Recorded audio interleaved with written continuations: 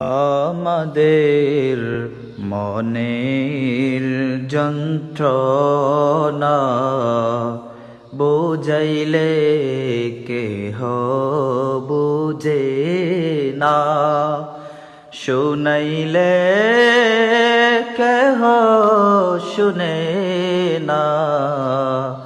শোনো গো শাহে মদিনা, ইয়া নবী সালাম আলাইকা, ইয়া রাসূল সালাম আলাইকা, ইয়া হাবিব সালাম আলাইকা, সালাওয়াতুল্লাহ আলাইকা।